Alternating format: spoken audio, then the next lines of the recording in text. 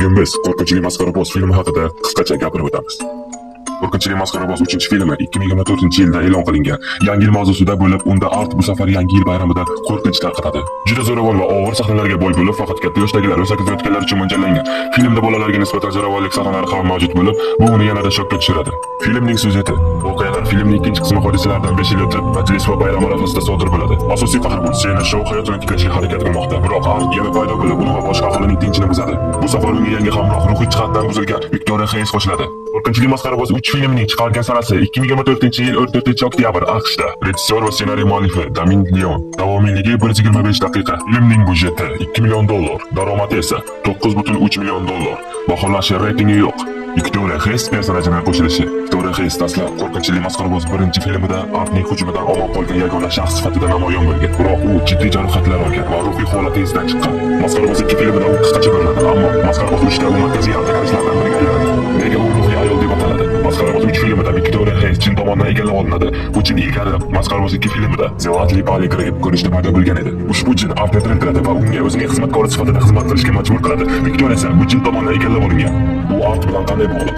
Viktoriya chin tomonidan egallab olingan u Artga yordam beradigan asosiy shaxsga aylanadi. Uning mavjudligi Artning o'ldirilganidan keyin ham qayta tirilishiga sabab bo'ladi. Bu holat Artning o'limidan keyin ham dahshatli jinoyatlarni davom ettirishga imkon yaratadi. Va Sienna Shaw Viktoriya Hayesni o'ldiradi va Viktoriyaning tanasi yer qa'riga kirib ketadi. Va Sienaning jiyani Gebini ham yer qa'riga tortib ketadi. Shunda film o'z nihoyasiga yetadi.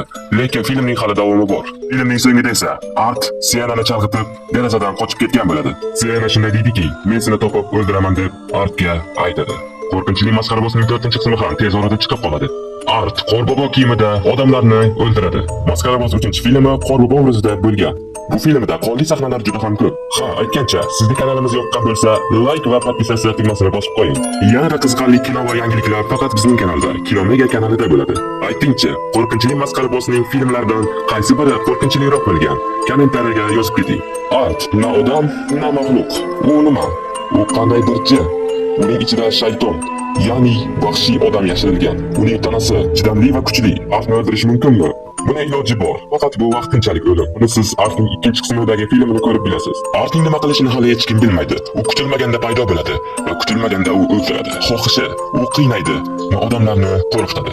Sienna Shaw ismli qiz Artni o'ldirgan. Ya'ni vaqtincha. Agar Viktoriya Hayes bo'lmaganida Art hali ham o'lgan bo'lasmidi? Yoki Art yana qandaydir yo'l bilan tirilib olasmidi? Bu bizga noma'lum. Viktoriya Hayes Artning qo'lidan omon chiqqan birinchi odam edi va Artga hozir yordam beryapti. Chunki u jinga ruhini sotgan. Viktoriya Hayes jinnixonada ancha qolib ketgan va u qotilga aylangan. Artning odam o'ldirish uslubi qo'rqinchliroq. U odamlarni qiynab, vahshiy tarzda o'ldiradi. U qurollar yasashni biladi va u qurollarni hayvonlarga sinab ko'radi va asta-sekin odamlarga o'tadi. U odamlarni nima uchun o'ldiradi? Unchaki ermak uchun yoki o'yin qilguvchi. Art har bir odamning o'limidan keyin xursand bo'ladi va ularning qo'rquv ovozidan oziqlanadi. Bu filmda o'zakizda kichik bo'lgan odamlarga tavsiya bermayman. Film juda dahshatli va qonli sahnalar juda ham ko'p. Ayniqsa bu filmda kechasi ko'rilgan. Artni top qo'rqinchli kinolar ro'yxatiga kirgizsa bo'ladimi? Yoki bu siz uchun oddiy multfilmmi? Men bu kinoni top 2-o'ringa qo'ygan bo'lasdim. Siz nechinchi o'ringa qo'ygan bo'lardingiz? Kommentariyaga yozib qoldiring.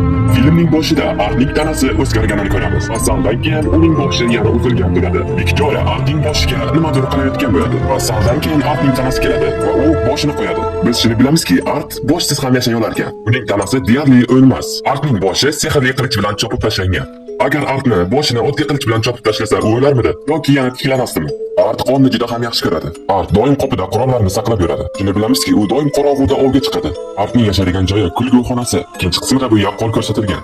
Art doim Halloween bayramida faqat odamlarni o'ldirasdi. Art endi yangi yil bayramida ham chiqyapti. Buning sababi Artning uyg'otilganida. Art Halloween bayramigacha o'z xonasida uxlaydi va Halloween kelgach u uyg'onadi va u odamlarning uyiga kirib bir-bir hammasini o'ldiradi. Artning qiyofasi masxaraboz qilib yaratilgan. U bolalarni o'ziga jalb qilish uchun shu obrazga kirgan. Siz bilan